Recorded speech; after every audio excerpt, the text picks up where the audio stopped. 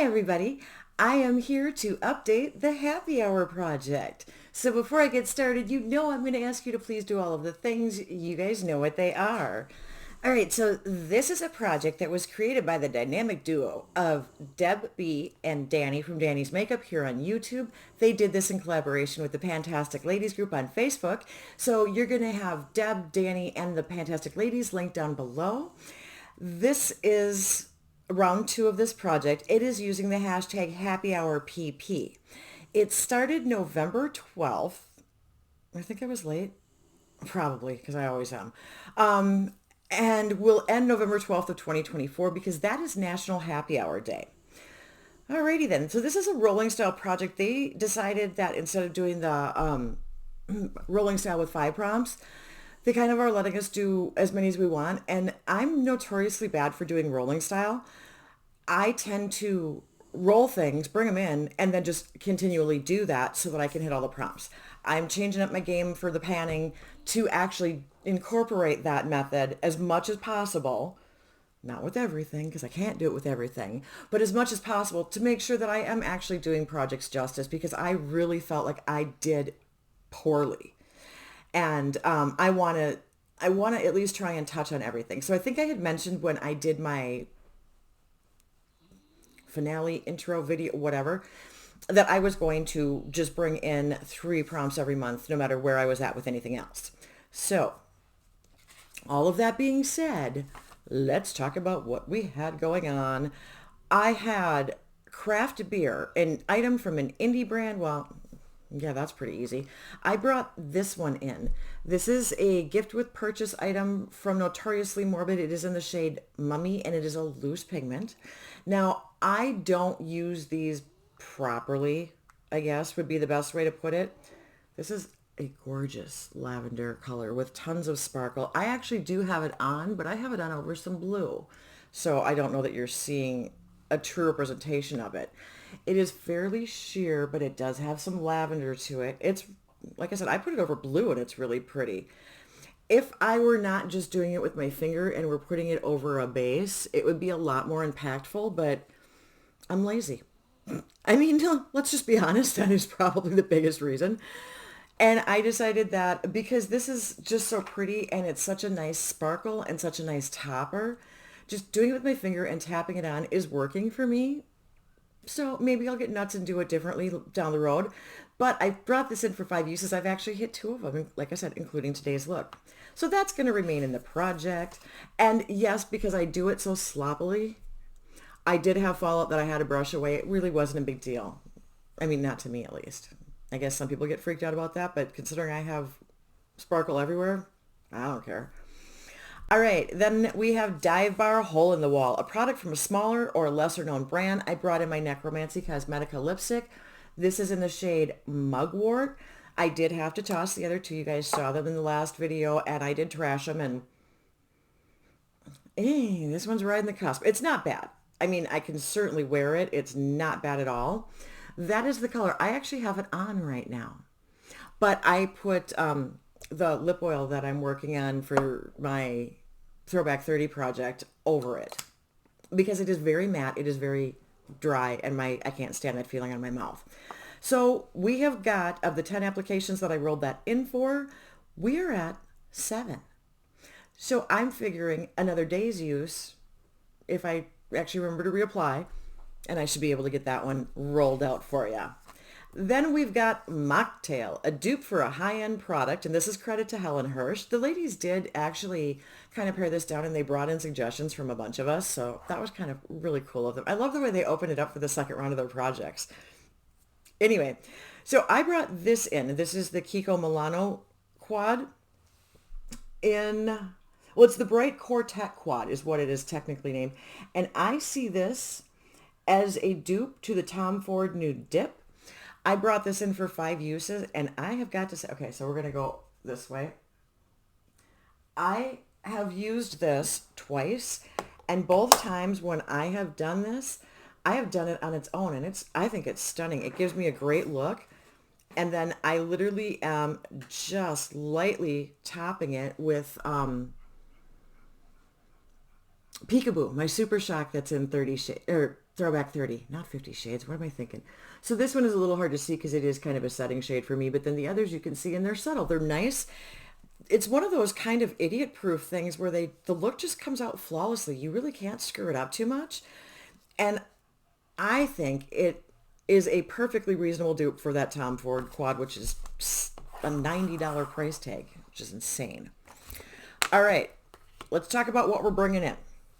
We are going to bring in Cheers, a product in glass packaging. For that, I am going to bring in this really big glass bottle. Yeah, you can hear that. Of my Viva La Juicy Le Fleur perfume. Couldn't quite think of what this was. So, light, sweet floral, not sweet, light florally on perhaps the sweeter side of the floralies, not the really dark floralies type of scent to it. It's a Juicy Couture fragrance, obviously Viva La Juicy, and the Le Fleur is the one that I like best. The other ones are a little bit stronger, where this one's a lighter one, and I think this suits me better. So I am going to bring that in for 10 uses. Then we've got St. Patty's Day, a green or gold item. It could be the name, the package, however you get a green or gold item. For this, I am bringing in the Cleona Cosmetics nail polish. This is in the shade Apple Teeny. So it is green with gold in it. It is a green and gold polish. And I want to do this 3 times. I want to have this one stick around a little bit and play with it, and then I can change it up with the other ones too that I've got going on, or maybe I'll put them together. Who knows what I'll do. But anyway, I want to do 3 uses on that. And then the final one that I am bringing in for you is another round.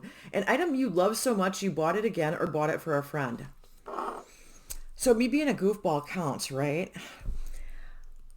This is the Pat McGrath lipstick. This is the Lip Fetish Divinal Lip Shine in Nude Venus.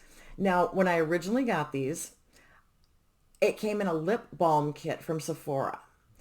And it didn't have, this is just how it came, just like this. And I had watched Deb try and go through one of these and said how much she hated having to go through this thing. And I thought, oh, okay, well, if it's really a lip balm, then I'll do it as a lip balm.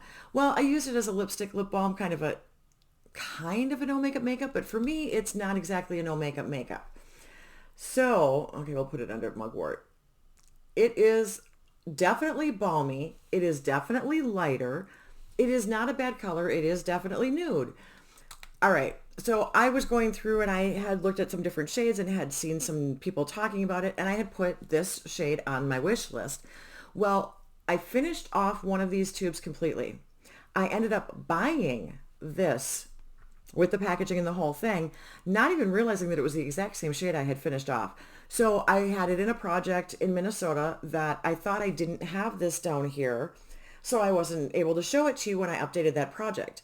And then, of course, 2 days after I filmed, I found my tube of it, which is essentially brand new. I think that like my swatch now, I mean, they're not large tubes. Well, maybe I have used this one because that doesn't look like a whole lot, but I have it. It's here. And so I'm going to put it in this project for 20 applications. Because like I said, it can kind of go as a lipstick for me, but it's a really balmy one. And I do like it. And these things aren't super cheap. So using them up and getting my money's worth seems like a good idea. So 20 uses it is. I don't know that you needed to know all of that, nor do you care most likely, but now you know. All right. That is going to bring us to the music moment. And for this, like I said, when I can find things that kind of go with the theme of the project, I try to. And it popped into my head that I should maybe do it's an Amy Lee song, although she shares co-writing credit with another member of the band. So the song is actually released by Evanescence, and I'm talking about the song Call Me When You're Sober. Now, this is a song that came out it was released as the album's lead single on September 4th, 2006. It's from their second studio album called The Open Door. And the guitarist, Terry Balsamo, helped Amy Lee write this. The lyrics are hers. Now, so she was writing a piece, he was writing a piece. Hers was piano driven, which is what she does, and a little bit more light and melodic. I mean, that's kind of her avenue. And he was writing a little bit of a heavier guitar riff, and they decided that they were going to meld them. And that's how this song came about.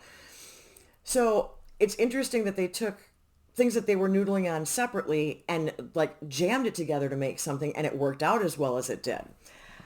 But the controversy, if you can call it that, around this song was that it was quite literal. It was quite direct. She had decided at this point she was not hiding behind metaphors anymore. She wasn't going to let herself be walked all over, do what she always did, wallow in it and get in her own head and get in her own way.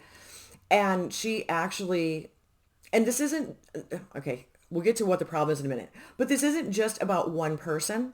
It is actually about a bunch of things going on at the same time in her life, relationships, people, business transactions, all this kind of stuff, where she was just like, I'm done. I'm fed up. I'm going to step up and I am going to take care of the situation myself. So she actually did. She ended up finishing up what she was doing, packing up and moving out of state. And then she did some work, I think, on the album, and then she moved to another state. So like just as a temporary stopgap, she actually just packed up and moved somewhere else. Now, the controversial part, kind of, is that because this is so direct and because her relationship with the front man from Seether, Sean Morgan, was so very well known and public that everybody assumed this really was about him. Well, yeah, that was part of it. That is true. The weird thing about this is that when the song came out was also the day that he announced that he was going into treatment for his substance abuse issues and he had canceled his tour. So it was kind of like, ooh, the timing was just like not great on that. And it really made it blow up and made it into like a tabloid headline type of thing. And at first she didn't want to say anything because she actually was, I mean, yes, things did not end great. There were issues. Obviously, if he went in to take care of some of those issues, they were problematic for the relationship too. This isn't like it's a big shocking revelation here, you guys. But the timing of it was just really bad that she comes out with this song that almost sounds like it's lambasting him. And because of his decision to go into treatment on the release day, it really took all the focus from anything else that the song may have been about and made it about him. Yeah, it wasn't entirely about him. Part of it was. So, yes, he came out. They obviously, Seether is around. They did another album and they were waiting for, the critics and the fans were kind of waiting to see if there was going to be some kind of a backlash type of recording on his part from what she did. Well, okay, what she did was actually just spill everything that was going on in her world into a song. She's not the first one to do it. It's not like it's that big of a surprise. And it's kind of like make up your mind is repeated. And then there's a line where it's, I've made up your mind, meaning I'm done waiting for you to figure it out. I'm just going to take the reins and I'm controlling my own life and I'm going to do this for myself. That's what the song says. So there was not a song that was a response song, any of that kind of stuff. He did say that it was kind of negative for him. It impacted his reputation and some other things, professionally, personally, all of that kind of stuff. Because I think the quote is having everybody view him as a complete a-hole. And literally that was the word he used from what I had read. So yeah, it was a little bit unfortunate, but the song is still widely popular. It still gets airplay despite the fact that it is several years old now. It was a gigantic hit for them. Like I said, the whole rest of the thing with her seeing someone else from another band in the same genre being so publicly known and their breakup and then him going to treatment and all of that. Did that help it? Probably. I'm not going to lie. It probably didn't hurt them any to have that going on. I'm sure there were some Seether fans that were not real happy with her, but I'm a fan of both bands and I was just like, yeah, whatever. So she wrote a song. Hello, Carly Simon's been doing this crap forever. Do you guys remember You're So Vain from back in the 70s? It's not a new concept. And I'm sure there are more, but that one is the one that was one of the big, oh wait, who's the mystery man in that song? So that's why it came to my mind. This thing charted all over the place. I mean, we are talking, oh Lordy, I will look it up because It is insane. I actually have it pulled up. But yes, for her it was an empowerment song, and it actually does stand alone. The critics have, gone back and forth with hey, yeah, it's not really doing anything new, and then saying, no, the fact that it's quite literal in a lot of ways, instead of just being some allusion to things, allusion, not illusion, so sorry, to things, and is more being more direct is actually a great thing, and that's what makes it powerful. So, it's like it depends on your opinion, basically. So this song charted, holy moly, Australia, Austria, Belgium, Canada, multiple charts, multiple. Czech Republic, Europe, Finland, France, Germany, Greece, Ireland, Italy, Netherlands, New Zealand, Norway, Sweden, Switzerland, the UK, the US, Venezuela.